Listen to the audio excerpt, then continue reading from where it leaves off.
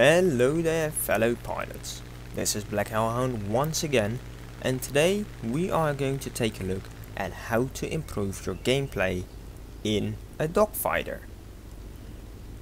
I do advise that you watch my previous two how to improve your gameplay videos before you watch this. And that has to do with one very simple reason. I'm going to say things that relate to those other two videos and can only be understood if you have seen those. So, let's start. Flying a dogfighter is actually kinda strange. And the reason for this will become clear later in the video. But let's start from the beginning. When you're flying any plane, doesn't matter which, you always want to climb. So once again, with the dogfighter, you want to climb.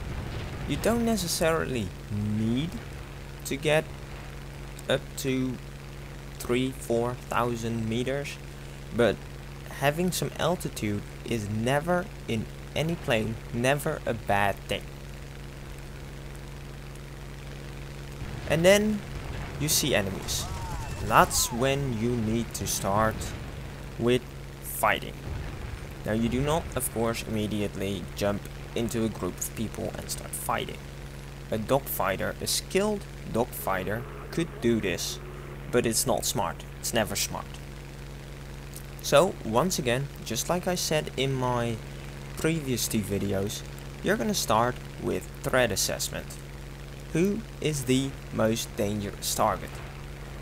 Once you know this, you can go to the next, plane assessment. What is the enemy's plane capable of? What is your plane capable of? This is once again very important to know if you even want to start dogfighting. Now what you see here is a Spitfire fighting Americans.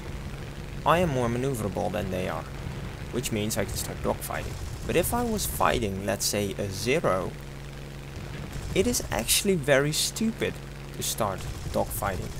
So in any dogfighter, it's very important that at all times you first assess the enemy's plane, see what it can do, and once you know that, decide whether you are going to dogfight or not. The third thing is positioning. Once again, just like I said in my first and second video, very important. Now once you have this position and you are above an enemy, you're going to do something that might surprise you. You're going to start with energy fighting. Energy is always better than maneuverability, because when you have energy, you can lose some of it and start dogfighting.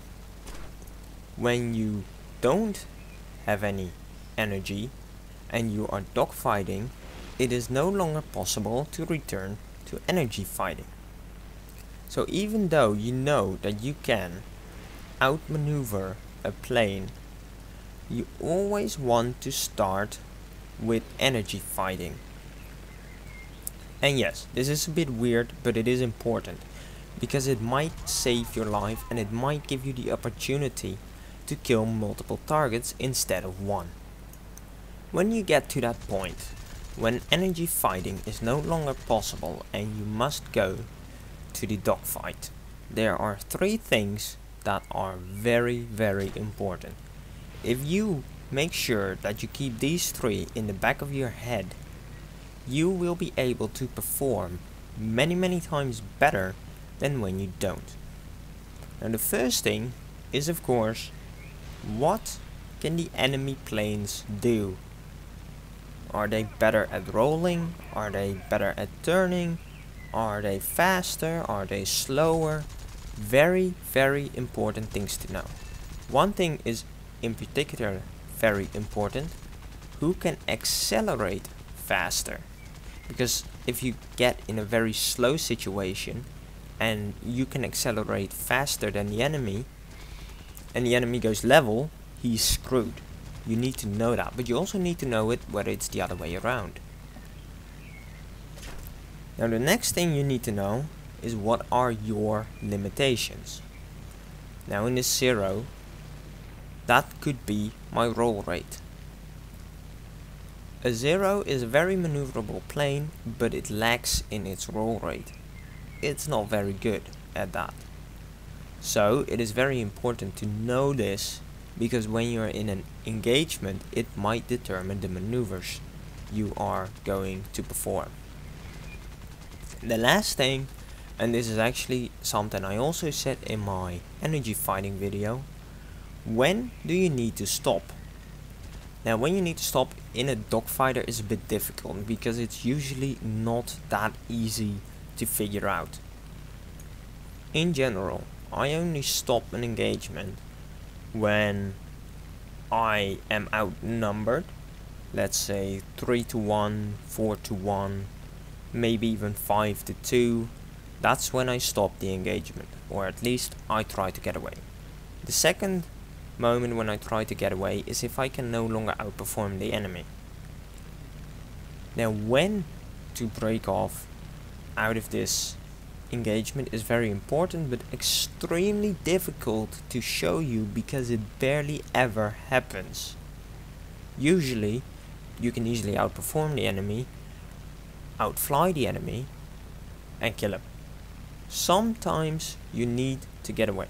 Now, like I said, I cannot show you when to do this, because it's very difficult to get in a situation where it is necessary. After a long and intensive fight, or a very short fight, the engagement is over. What do? Very simple actually. You first look around you. Where's the enemy? If there's enemy nearby, you engage them, if you can, of course. If the enemy is very far away, you need to position yourself once again in a good position. So what do? You climb, you go towards friendlies. If there are no friendlies nearby, you simply climb and get in a good position to re-engage. You possibly fly away to refuel and rearm if necessary. But once the engagement is over, what you're gonna have to do is simply get yourself in a situation where you can re-engage a dogfight. When you're flying in a dogfighter, there's a few things that are very, very important. The first thing, keep an eye on your 6 every time you can. Now when you're in a dogfight, of course you're doing all these difficult maneuvers, and you're trying to get behind the enemy, or you are behind the enemy and trying to get a good shot. In such situations, it's very important that every time you have the chance, you look behind you. And that has to do with the simple reason that as soon as someone gets behind you, you are most likely dead. Keeping an eye on your 6 will prevent this from happening, because once someone does get on your 6, you can quickly break off and prevent that you get shot at. The second thing that is very important is not to shoot when you're not sure that you have a clear shot. You see an enemy fly in front of you and you start shooting, and you're not even sure if you're gonna hit him, you're just gonna waste ammo. And most aircraft which are capable of dogfighting, like the 0, they don't have a whole lot of ammo. It is very important that you shoot your ammo at the targets that you can hit, and not at the targets that fly in front of you. It sounds a bit weird, but it is very, very important not to waste any ammunition. Now let's take a look at a real situation. I'm flying the Hurricane Mark IIB, and I am facing the Americans. There is a P-39 and I believe a P-400 that I'm going to dogfight. Might be a P-40. Now first thing, P-38. I know I'm more maneuverable, and that guy goes in a head-on. It's stupid for me to do that, so there's no way I'm gonna do that. So first thing, break off. I turn in behind him, but I don't shoot yet. I had a clear shot, but I wasn't sure if I could hit him. so I didn't shoot. Right here I do shoot and I get some hits, but it's not much. Now as you can clearly see, he's diving. Now I'm not diving as steep as he is because my plane cannot go that fast. He's climbing. This is stupid from him. If he had gone level, I could not have hit him.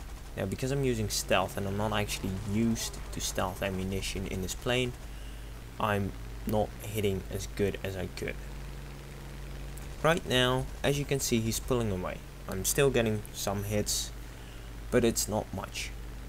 He is flying away. He's diving. He's doing something that he should do, which is very good on his part. Not very nice for me. But I'm not gonna dive completely. I know he's faster, so if I stay above him, I can translate that height into speed and then get at the same speed as him. Now there's also a P40 on the left, and what I'm doing is I'm just staying behind them. I know I can't catch up, but I'm just staying behind them, making sure that they cannot attack me, you know, kinda trying to stay in a good position, making sure that at all times I can easily turn this around into my favor no matter what happens. Now there's a third guy, and from this point onward the dogfight pretty much starts. Now this guy turns in towards a teammate that is behind me. This P36 was my initial attack target, but I decided not to do that because I saw the P38 turned around. Now the P38 is once again coming in for a head-on. I'm not gonna do that once again because he easily wins in a head-on. So I turned behind him once again. Little bit of a wiggle there, but as you can see, I turn in behind him. We roll over. If I would have continued to turn, he would have been behind me, so I had to turn the other way. I get behind him, and this is the moment where he is pretty much screwed. He cannot outmaneuver me. I have a good shot at him, and I shoot the crap out of him. Aircraft destroyed. Beautiful. Now I turn for the P36. Beautiful aircraft, but that thing is more maneuverable than the P38. I'm actually having trouble getting behind this guy, but the reason why I continue to just turn is because he is chasing a teammate. I know a Spitfire is more maneuverable than me, and I am slightly more maneuverable than a P36. And this is the moment I waited for. That P36 presented himself to me. The Spitfire presented himself to the P36, but that's not a big problem for me. Of course it's a problem for him, but for me, I can now shoot at the enemy.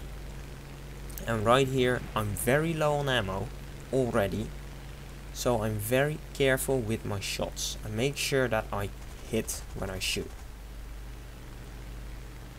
Now as you can see, I'm just getting behind him, and he is still focused on the enemy. This is exactly what I mean when I say watch your 6. He's not watching his 6, and it is his death. Now as you can see, I get a few more shots into him. Once again, turn behind him. And at this point, it is just a matter of trying to get more shots into him. That's all I'm doing. There we go, that's a critical, that's what I was waiting for. But now I'm out of ammo, so I'm just staying behind him to make sure that he is scared.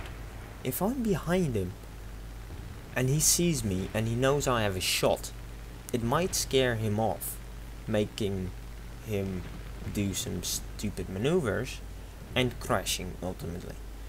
Now unfortunately he does not crash, and he notices that I'm out of ammo, but his engine dies right there. He breaks off, I break off, I let him go, and a stupid teammate comes in and steals the kill. I hope you guys enjoyed this video and learned a lot from it. Don't forget to ask me anything if you want to know anything else.